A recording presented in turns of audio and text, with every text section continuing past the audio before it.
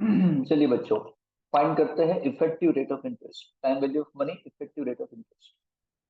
क्या होता है? पहली बात तो effective rate of interest. For example देखिए, आप किसी से, आप बैंक के पास गए और आपने 10,000 रुपीज बैंक से मांगे। आपने बोला रेट ऑफ इंटरेस्ट, बैंक ने बोला 10%। ठीक है, 10,000 आपको चाहिए, रेट ऑफ इंटरेस्ट कितना? 10%। कितना इंटरेस्ट होगा? इंटरेस्ट कितना होगा?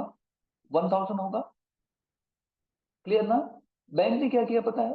जब आपको पैसे देने थे तो बैंक ने आपको 9,000 दिए। आपने पूछा क्यों, तो बैंक ने क्या बोला? 10,000 भाई तेरे को देने के 10% रेट ऑफ इंटरेस्ट लगेगा। मतलब 10,000 में से 1,000 तो रेट ऑफ इंटरेस्ट होगा। तो बैंक ने 1,000 उसी वक्त काट लिए और आपको दिए कितने? 9,000। कुछ समझ में आया क्या हुआ? हेलो, कुछ समझ में आया क्या कह रहा हूं? आपने जो 1,000 इंटरेस्ट पे किया है वो 10,000 पे नहीं, 9,000 पे किया। होना ये चाहिए कि आप पहले 10,000 ले जाओ, आप एक साल उस पैसे को यूज करो, फिर 10% इंटरेस्ट लगेगा, फिर एक साल के बाद आपको इंटरेस्ट पे करना है कितना? 1,000। ठीक है, तो फिर रेट ऑफ इंटरेस्ट कितना हुआ? 10%। बट हुआ क्या यहां, क्या हो रहा है? वो आपको 10,000 तो दे ही नहीं रहे। इंटरेस्ट गिर रहे हैं 10,000 पर, इंटरेस्ट 10,000 पर गिन रहे 1,000, लेकिन आपको दे रहे हैं कितने? 9,000। है ना? तो आपने 9,000 पे 1,000 पे किया, आपने तो 10,000 लिए ही नहीं थे। आपने 9,000 पे 1,000 पे किया, तो 100 पे कितना? समझ में आया कि नहीं आया? तो इसका इफेक्टिव रेट ऑफ इंटरेस्ट अगर कैलकुलेट करने जाओगे तो 1,000 डिवाइड बाय 9,000 इंटू 100, तो ये बेटा हो जाएगा 11.11। समझे? मैं एक कहने का मतलब है कि आपको लेने थे 10,000, 10,000 पहले यूज करने थे पूरे साल, और फिर आपको 1,000 रुपए इंटरेस्ट देना था। बट बैंक ने क्या किया? बैंक ने शुरुआत में ही पैसे देते वक्त ही 1,000 रुपए काट लिए इंटरेस्ट के, और आपके हाथ में दिए कितने? 9,000। का मतलब ये हुआ आपने 1,000 पे किया, इंटरेस्ट 9,000 पे। है ना? तो 100 पे कितना? तो ये जो निकल के आता है इसे बोलते हैं इफेक्टिव रेट ऑफ इंटरेस्ट। देखने के तो, दिखाने के लिए तो 10% था, बट एक्चुअली कितना था वो? 11%। तो इसमें हम बोलते हैं इफेक्टिव रेट ऑफ इंटरेस्ट। हालांकि यहाँ तो हमको फॉर्मूला की मदद से गिनना है। चलिए, अगर इफेक्टिव रेट ऑफ इंटरेस्ट गिनना हो तो ऊपर देखो फॉर्मूला लिखी है ना? It is R is equal to, क्या है formula? R is equal to 1 + k/m raise to m -1 into 100। अब यहाँ पे m क्या है? m का मतलब कितनी बार कंपाउंडिंग होता है वो। m का मतलब क्या? कंपाउंडिंग।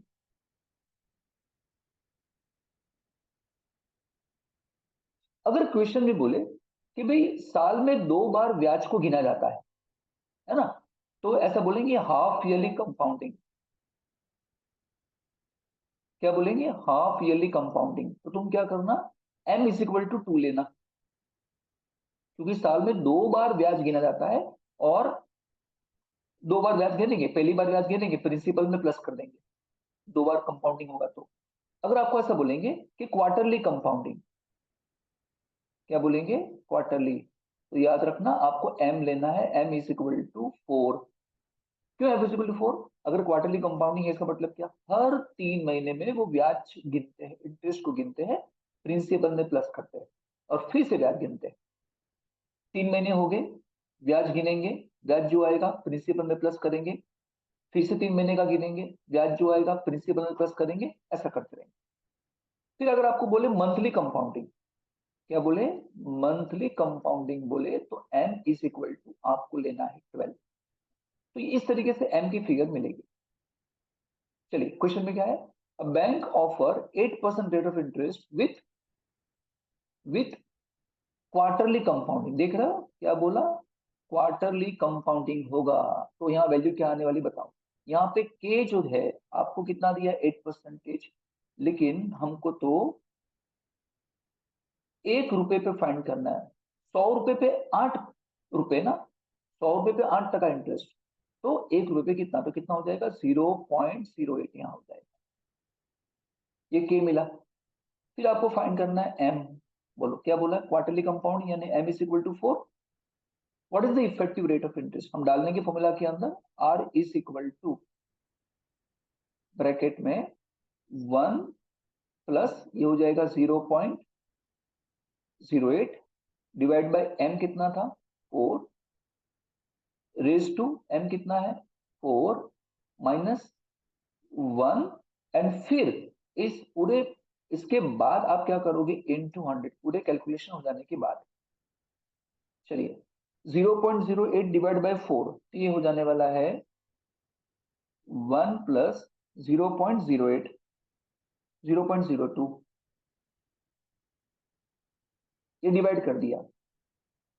हेलो, रेस टू क्या था 4 minus 1 into 100 is equal to 1.02 raise to 4 minus 1 into 100। चलिए 1.04 रेस टू 4 करना है आपको, समझ गए ना। 1.02 सॉरी इंटू रेस टू 4 करना है बेटा, 1.02 रेस टू 4 तो इंटू इक्वल टू 2 3 4, ये कितना हो जाने वाला है 1.082, अब हो जाएगा -1, और फिर लास्ट में क्या करना है इंटू 100, और ये हो जाएगा 0.082 इंटू 100, एंड फाइनली फिर वो हो जाएगा 8.2, यहाँ 4 आता है 4। सिंपल है, इजी है, यस। और एक है देखो, if the nominal rate of interest is 6%, वैसे तो दुनिया को दिखाने के लिए 6% है, तो 6 डिवाइड बाय 100 बताओ तो कितना हुआ, 1 रुपए पे आप कितना इंटरेस्ट पे करते हो with effective rate of interest. What is effective rate of interest, compounded quarterly, मतलब अगेन यहाँ पे एम क्या आने वाला है 4, फिर से फाइंड करेंगे उसमें डाल देंगे 1 plus 0.06 divide by 4 raise to 4 minus 1, and last में तुम करोगे इंटू 100 परसेंटेज फाइंड करने के लिए। ठीक है, ये हो जाने वाला है 0.06 डिवाइड बाय 4, ये हो जाएगा 0. ये हो जाएगा 0.15 होगा डिवाइड करोगे तो, और आगे 1 है तो यहाँ पे 1 लिख देता हूं, raise to 4 minus 1 into 100 plus 1 करके, अब मुझे क्या करना है इसका रेस टू 4 करना है, तो इंटू इक्वल टू 2 3 4, ये हो जाएगा 1.0614 माइनस 1 इंटू 100, ये हो जाएगा 0.0614 इंटू 100, और ये हो जाएगा 6.14%, ये आपका आ रहा है। चल रहा है पता आपको, बोलो ना।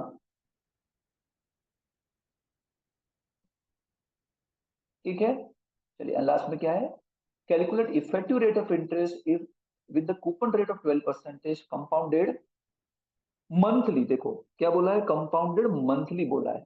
चलिए बताओ क्या करेंगे सर, यहाँ पे क्या आ जाएगा 12 रुपए ब्याज पे करना है 100 पे, तो 1 रुपए पे हो गया 12 पैसे। मंथली कंपाउंडिंग बोला है, मतलब m is equal to 12, formula में लगा देना है इसको 1 plus 0.12 divide by 12 raise to 12 -1 into 100, 1.12 divide by 12, बोलो कितना होगा? 0.01, और आगे 1 है, मैं 1 मैंने प्लस कर दिया, डायरेक्टली प्लस कर दिया, रेज टू 12 -1 into 100, चलिए 1.01 प्लस 1 कर देंगे, और इंटू मुझे रेज टू 12 करना है, ठीक है? तो क्या करना पड़ेगा? इंटू इक्वल टू 2 बार, 3 4 5 6 7 8 9 10 11 12, ये बेटा आने वाला है 1.1268 -1 into 100, 1 माइनस करेंगे 0.1268 into 100, ये हो जाएगा 12.68। इफेक्टिव रेट ऑफ इंटरेस्ट ज्यादा ही होगा, जो आपको नॉमिनल रेट ऑफ इंटरेस्ट दिया है इससे ज्यादा ही होगा इफेक्टिव रेट ऑफ इंटरेस्ट। क्यों? कंपाउंडिंग ज्यादा होने से मिलने वाला ब्याज ज्यादा हो जाता है। ये फॉर्मूला है, पूरा याद रखनी है, ठीक है?